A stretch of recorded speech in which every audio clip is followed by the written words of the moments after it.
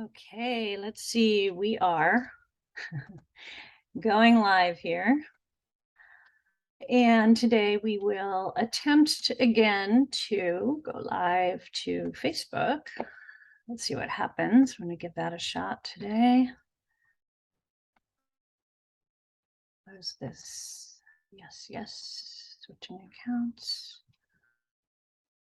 And yep, here we go. Go live, public, personal account. All right, so here, oh, I thought I pressed go live already. Let's see what happens.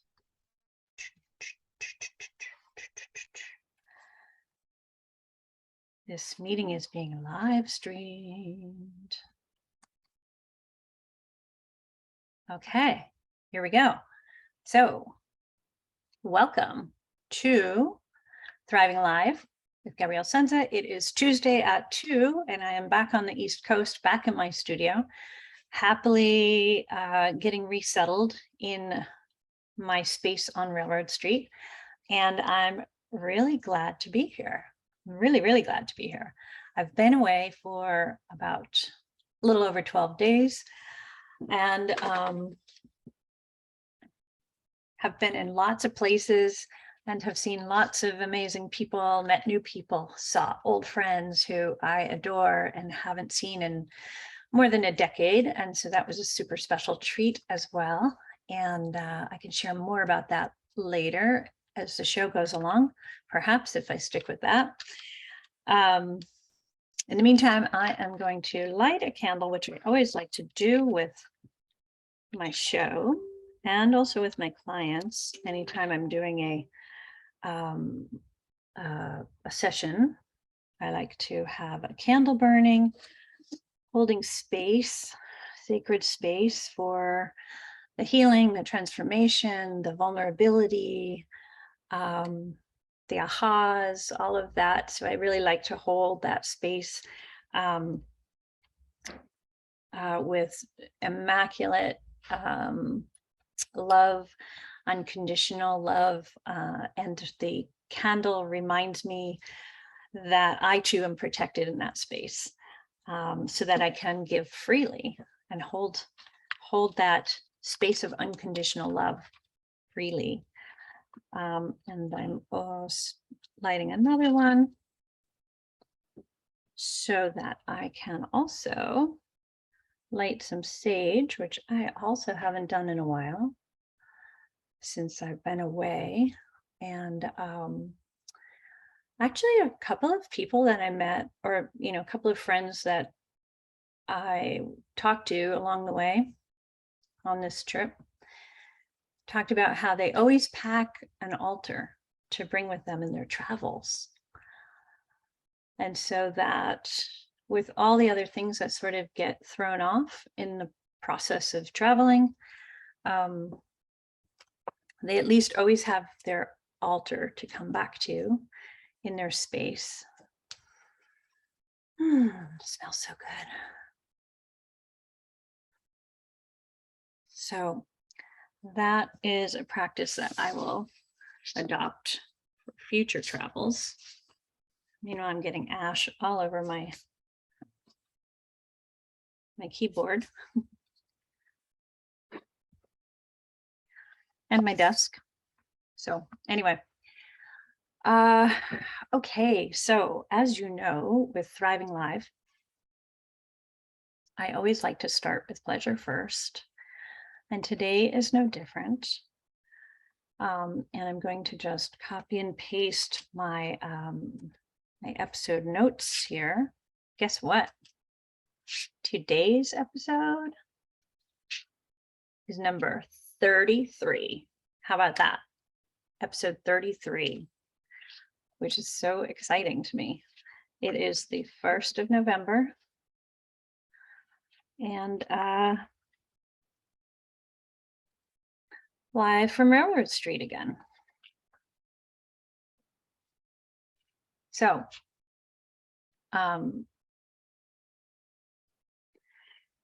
okay, I think my notes our setup here.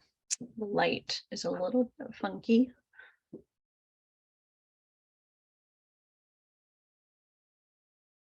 Doesn't have to be perfect. Nothing has to be perfect, or everything is perfect, we could say. All right, so, oh, I wanted to pop on into the Facebook comment section that if you wish to join the call live today, the link is, I'm pretty sure. Let me just double check it, because last time when I was checking the link, it was not working so well. Yes, okay, cool. So the link is bit.ly/thriving live show, and each word is capitalized. So thriving is capitalized, capital T, live is capitalized, and show is capitalized. So bit.ly thriving live show. I'm sticking it here in the Facebook comment section. And if you go there, you can join this call that's in progress, and you can also register. It should get you into every other future call that I host here on Zoom. So that's the Zoom link. Should take you straight to this call, and I will most likely get a little waiting room notification saying that you are in the waiting room, and then I can open the door and let you in. So that would be lovely if you have something live that you want to discuss today with me, or if you'd like to ask for a practice or a process that can help transmute some kind of charge that's getting in the way of doing the things that you want to do, or getting in the way of you feeling the way you'd like to feel today, hop on the call, and I'd be delighted to run a process with you. That is one of my greatest joys, is helping transmute states of being and removing the charge around limiting beliefs and integrating things that have happened in the past that are still trying to run the show, but no longer need to run the show. So I encourage you, anyone who's interested, to jump on to the call live. And I put the link in the Facebook chat. And yeah, give me a ring. Give me a ring. So for anyone who might be new, Thriving Live, the idea for this show came about through the idea of having that intention, like how can I offer free content as well as free time for coaching or for teaching or for guiding and sharing things that have, some of the practices that have helped me. And so I came up with this weekly program on live stream to either Facebook or to YouTube. At first I was doing it straight to YouTube. And so that's where this show originated from, and it's been great fun. As I said, we're at episode 33, which is very exciting to me, special number. And wow, that just is amazing. So who am I? Who am I? I'm Gabrielle Senza. I'm an artist, I'm an activist, I am a queer non-binary creative activist and empowerment coach. I help people connect to their own innate beauty and brilliance and wisdom. And I do that through one-to-one coaching, sometimes group programs, and live events. I've been doing that since 2001 in a variety of forms, mainly through social practice art initiatives and workshops and so on. And now in other contexts such as this and in live, in-person events. So that's that. I delight, like I said earlier, I delight in mentoring gender non-conforming folks, as well as singles, couples, and polyamorous folks looking to up-level their relationship to themselves, their lovers, and their passions. So that's what I'm about. That's what I'm here for. That's what I hope to help spread and embody in this space. And I would be delighted to be doing that with you live at any time, either live on a Zoom call where your face would be seen, unless you had your video off, and your voice would be heard, or through one-to-one coaching. You can always reach out to me directly on Facebook. Oh, look at that. It's set for just friends only. Let me change that. Looks like I can't do that at the moment. I'll have to change that after. Darn. Anyway, okay, so I have to remember to change that. For pleasure first today, I think I'm going to actually do a dance through the blueprints kind of thing. So now let's see what we can use. Do I want to use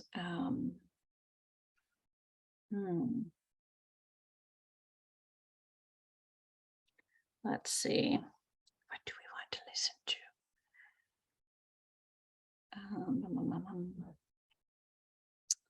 I think I listen to such really cool stuff on YouTube, so that then when I go to look up something in particular, it always shows me very fascinating things to watch, which of course I want to do right now with my ADHD brain. It's like, I want to do that right now.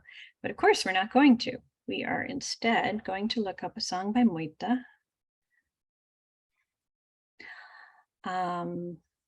If I can spell it correctly. There we go. And which song shall we listen to and dance to? Let's go with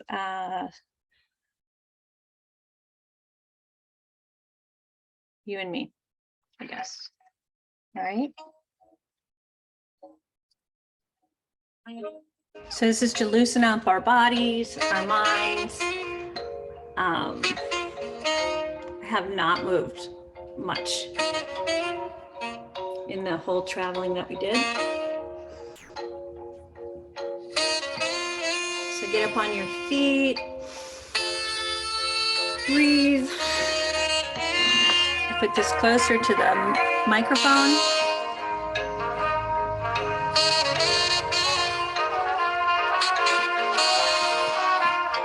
Just feel into it.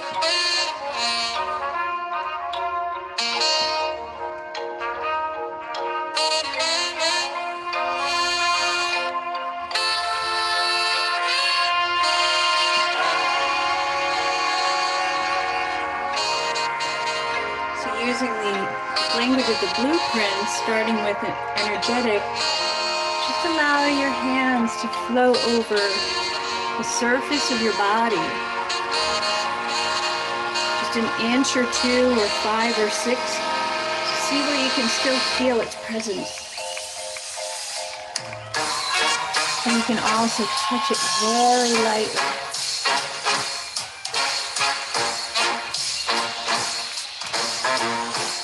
See what it does in terms of how it makes you feel. Happy, nervous, sensual, alive, aroused.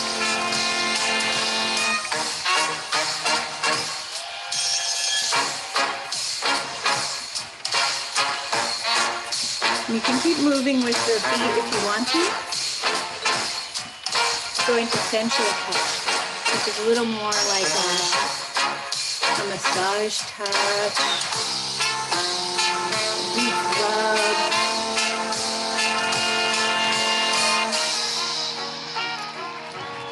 Of course, all the senses are a part of the sensual type, which is like scent and lighting and what's around you. What do you hear? What do you feel?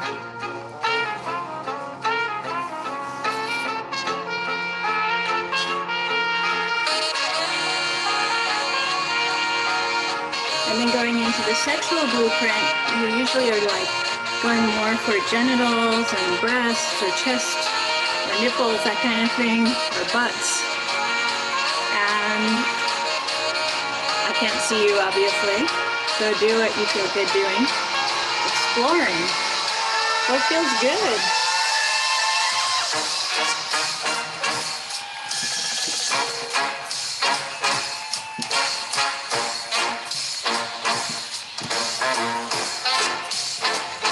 And then moving into the kinky types, there are all kinds of kinky types, which could be impact, could be scratching, could be holding, could be pressure on the neck or on the face or on the mouth. You get to play with all these things with yourself in the safety of your own home, with your own being. You get to set the rules for yourself, what you're willing to explore.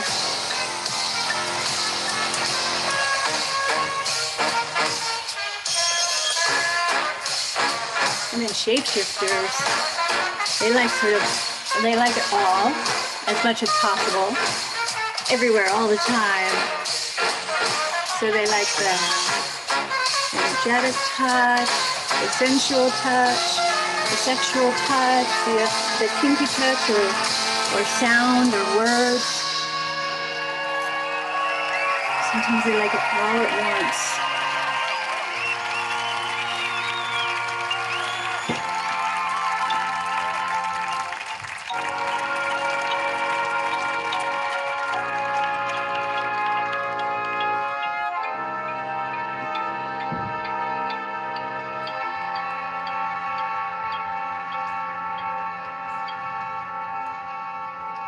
Wait for it.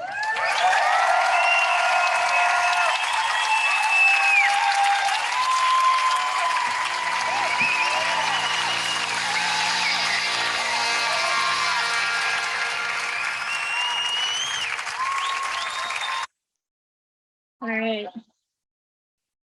I like MEUTE, my favorite bands.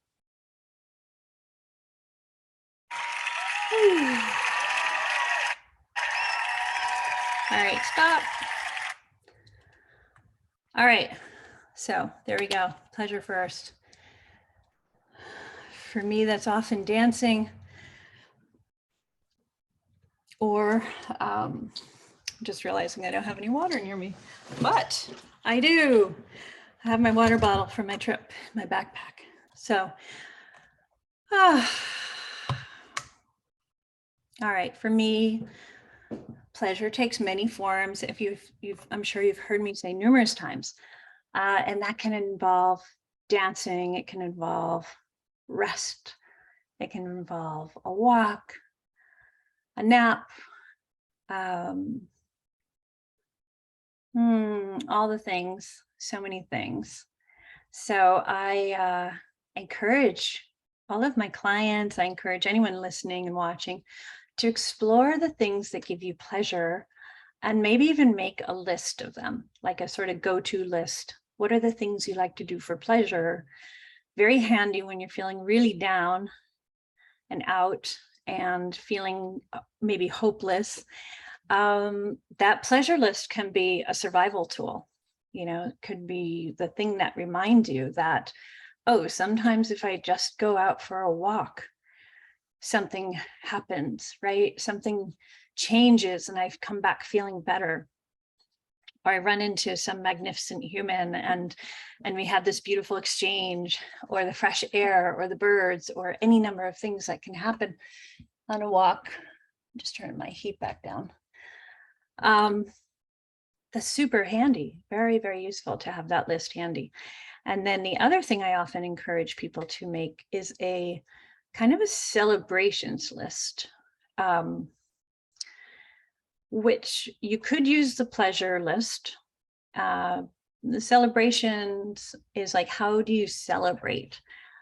your accomplishments or the tasks that you get done. You can celebrate. I encourage you to celebrate the small wins, the small tasks, the small baby steps that you're taking towards a bigger goal, and not hold out until it's fully realized the way you see it. You know, we build momentum by tracking where we are in our process and celebrating those small wins along the way. Very helpful for a lot of us. Some people, I maybe don't need that, but myself as a person who has, for the majority of my life, discounted so many of the things that I've accomplished, like, oh, that doesn't count. Oh, that doesn't count. Oh, that doesn't count. Why doesn't it count? Because I had this notion that it will only count when I've reached, you know, the sort of financial abundance or the master's degree or whatever it is that is the bigger, higher goal that I had set myself.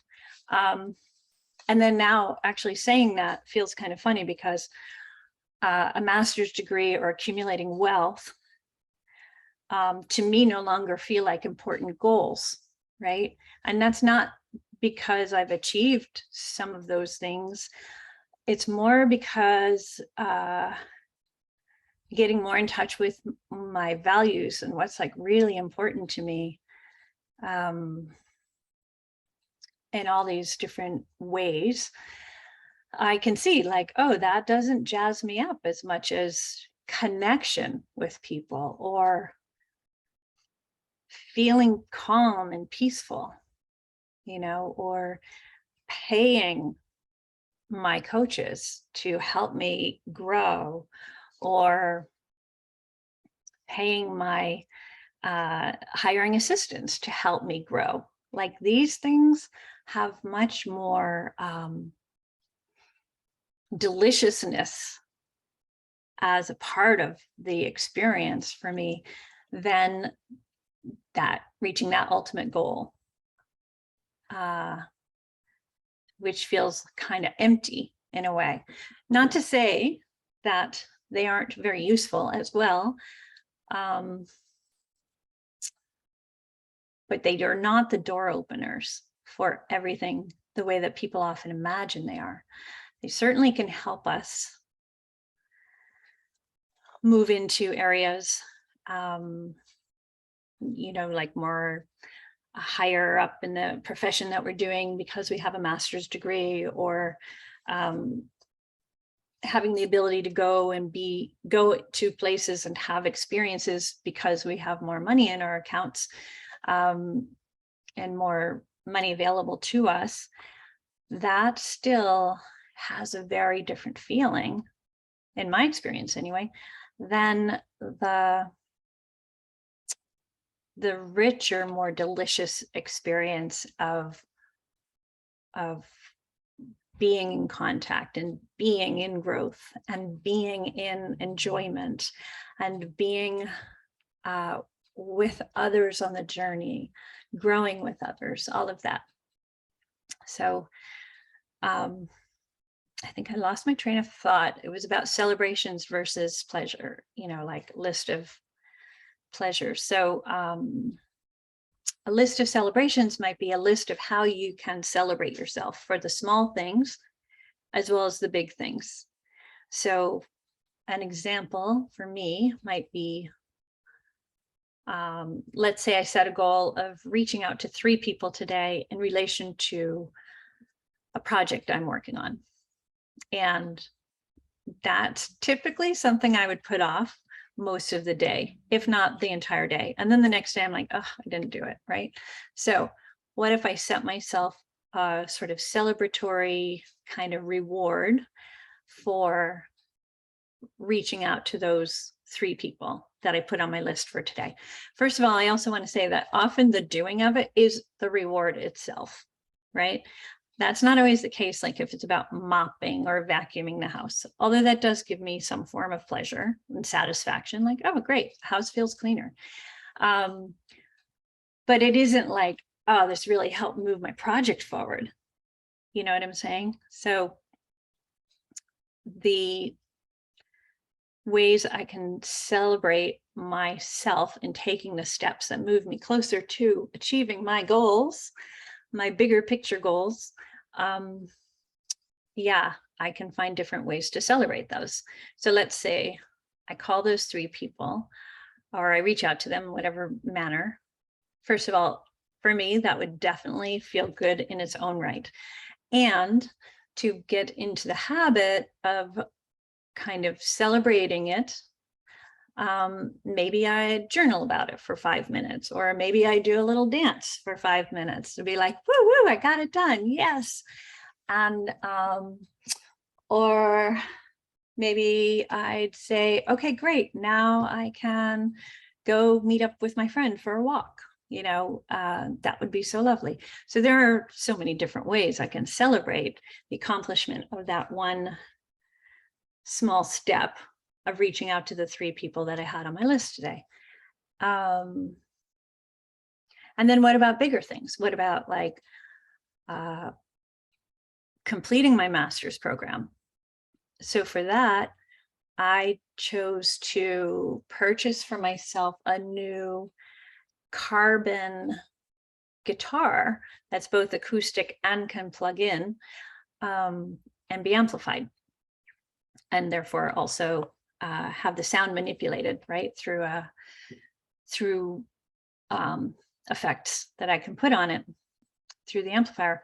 So that was a bigger reward and a big celebration of doing all the work. That was an intense amount of work for getting my master's in creative practice. So you see, there's like a difference between small rewards, small celebrations, and big rewards and big celebrations.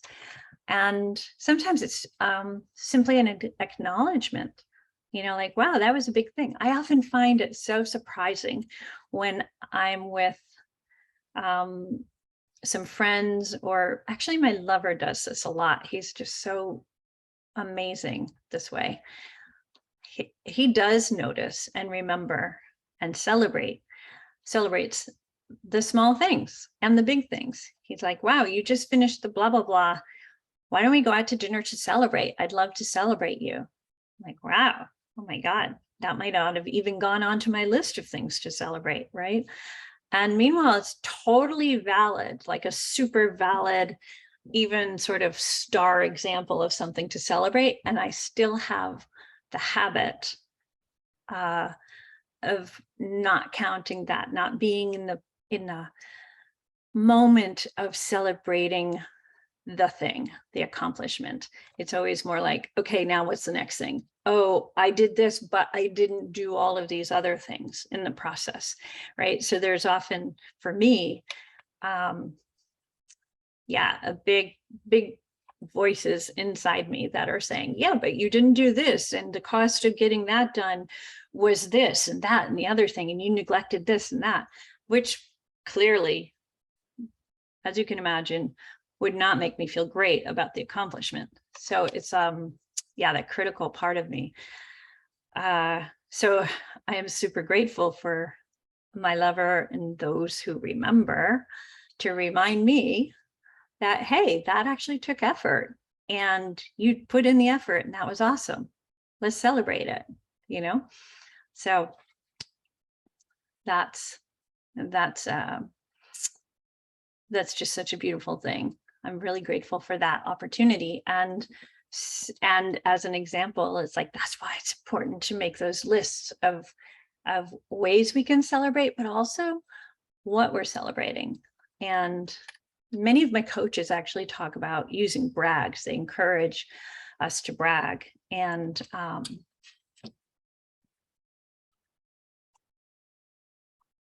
don't know what your experience is with, like, from childhood about brags, but for me, I was taught bragging was really bad, totally not allowed, not encouraged, kind of shameful, like, oh, that person's a braggart, all they do is brag about their achievements, right? So for me, this idea of bragging publicly, or even in a small group publicly, was like really taboo and problematic. And meanwhile, I had also had so many years as an adult realizing, like, when do my achievements start counting for me? Even like, when do I start putting any value on each of these things that I've accomplished? There's something wrong here. There's something to, a skill that I can develop. So I think it might have been Mama Gina who came up with the bragging, and also this thing called the Trinity, which many of my coaches have also taught me after doing programs with her, Mama Gina. And so that's how I know about them. The bragging, brag for 21 days, or do a Trinity for 90 days. The Trinity is a brag, a gratitude, and a desire. And that's a wonderful practice as well. So the brags, for me, I couldn't just say, I brag, blah, blah, blah, blah. I brag, blah, blah, blah. It was more like, for me, I had to start out with, today I'm celebrating that I did this. Today I celebrate blah, blah, blah. And celebrating and great gratitude for me are quite similar as well. Like, I am grateful that I have managed to do X, Y, and G. I am grateful that I managed to call or reach out to these 3 people on my list today. And the brags would be more like, or celebrations, I celebrate that I reached out to these people. So whatever language feels right to you, use that to begin with, if that's helpful in getting started. And then you can change it to the more conventional practice that's often talked about, which is I brag, blah, blah, blah. So those, let me know in the comments if you try them out and what your experience is with them. I would really be curious to know if they're helpful, if they're not helpful, what sort of obstacles did you run up against in the process of trying to practice that? Yeah, I would love to know that. I'd love to know how that goes for you. So yeah, I haven't been in the studio for a bunch of days because I was traveling with my lover, and we left on the 19th and went from Great Barrington to the airport in Hartford, Connecticut, and then took a plane to, our flight headed to, I guess, San Francisco was our first destination, but we had a stopover in DC. And just, went through the airport, didn't go into DC. So, and then we were in San Francisco for a bunch of days, and we visited some of my lover's family, and I saw 2 of my dearest friends from a long, long time ago, which was such a treat. One is down in Capitola, and the other was north of San Francisco in Catati, a little town called Catati. So that was super fun. And then what else? I was going to see a client's performance. Hey, Ani has showed up. Yay, Ani, hello. If you want to come on live, you can hit that link and register and pop into the waiting room and come on. Your face would be seen and I could communicate with you directly, which would be awesome, but there's no pressure. You're welcome to just hang out and watch the recording as we go along. So as I was saying, the travels, so we got to see some wonderful things. Was going to see a client of mine who was reading live as part of the Lit Crawl in San Francisco, I guess in the Mission District. However, as it turned out, the timing didn't work out because we had to get to the airport for the next flight. And the next flight was to take us to Los Angeles, where we had a few delicious days at the Four Seasons because my partner had a business conference there. So lucky me, I was able to hang out by the pool and in the room and just kind of get myself reacclimated to not being super social, which was nice. I definitely need that downtime. And what else? Some relaxing time there. And then we went on to, from there, we went to Las Vegas, where I did last week's show.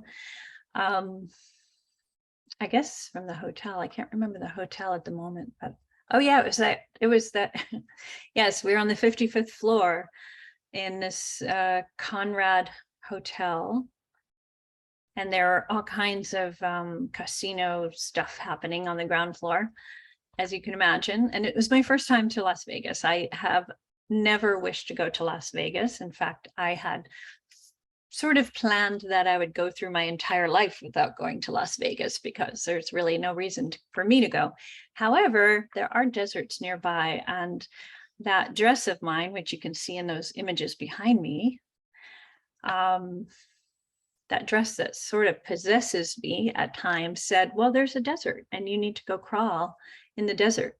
So I packed up the dress and brought it out there with me, and we did indeed do a photo shoot, capturing videos and stills of me crawling through the desert and walking. And we found actually a solar field in an old dry lake bed outside of Las Vegas, not too far, maybe an hour or so, hour and a half out. And what was really interesting is that, like, I knew we were going to this dry lake bed, and as we were arriving, I could see like the shimmering, and the shimmering would change a little bit in the distance. And I was like, it almost looks like water out there, but there's not supposed to be water, and there's no lake on this map, right?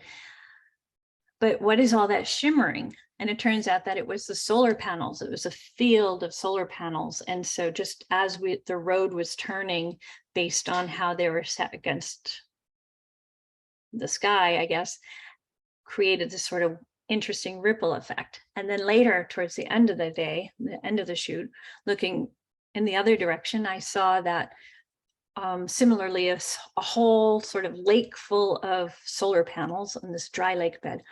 And there are lots of poles, you know, up against the skyline, which made me think of a marina, right? Like a marina where you see all those sailboat posts, the masts rather, in the distance. So such an ironic kind of visual illusion, you know, tricky illusion. And what was interesting is I was a little nervous about this particular crawl because I would be in the environment where some venomous critters live, including scorpions and black widows, I think, and Gila monsters. Actually would have loved to see a Gila monster. And also rattlesnakes and sidewinders. So I had looked them up online to see, like, what might I run into and what would I do if I do, especially if I were also bit by one. And so I did prepare myself for it. And my dear friend from France sent me this image that was of a white oak leaf. It was quite gorgeous, and sent this beautiful protective energy to be with me in the desert. And when, you know, I didn't see a single one of those venomous creatures, and I was like down at their level in their terrain, and I was worried about like disrupting their abodes, you know, their territory. It was quite amazing. So I'm grateful that I didn't run into any of those venomous critters. Didn't have any run-ins with anyone, really. We saw a couple of crows. We saw some employees leaving the solar panel field area, electric area.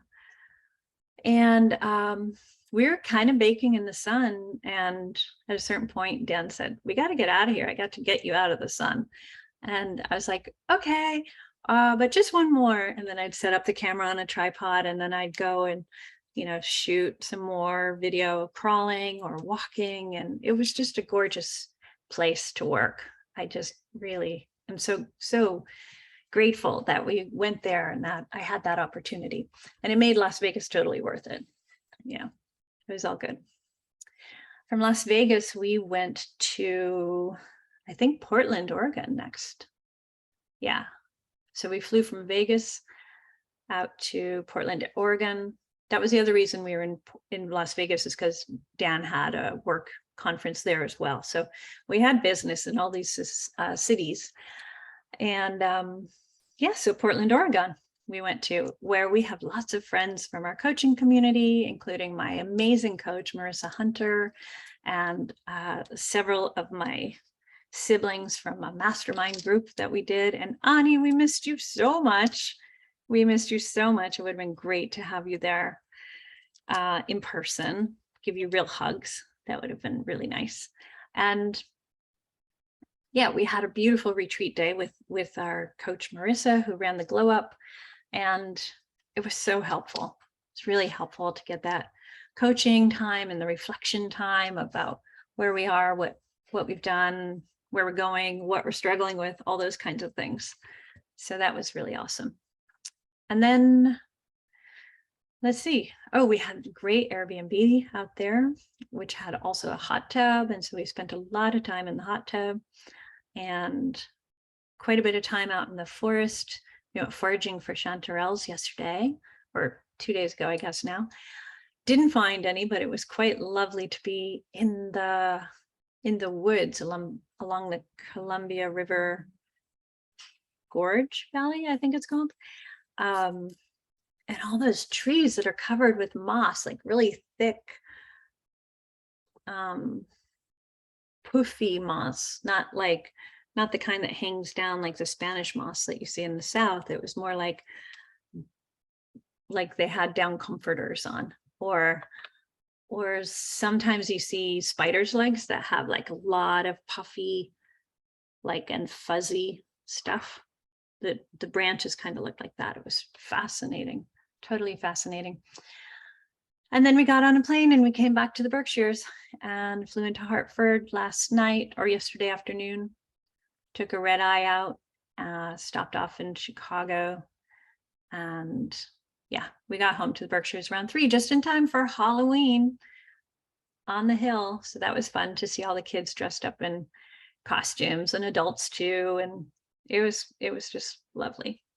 So I'm glad to be back. I am delighted to be in my studio again, and to have that solitude and no movement, which I really, really need. I really love that. And also to continue working on my new series of prints from Antarctica trip. Oh, Ani's going to come in. All right. Hi, Ani. Oh my goodness, how exciting. You're live and you are still muted. So, hello. Are you going to chat? Maybe I have to open the chat box. I didn't really want to interrupt you. Well, I was just kind of wrapping up the trip and didn't have a whole lot more to do. However, we could also continue and do some work together if you wanted to, or I could stop the video and we could just be done.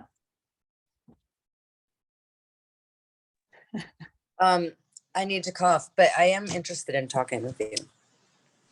Okay. Live on the call or just privately? Ooh, I don't know. Maybe privately? Okay. So I will I'll stop the recording. I'm just going to say the goodbyes. Okay.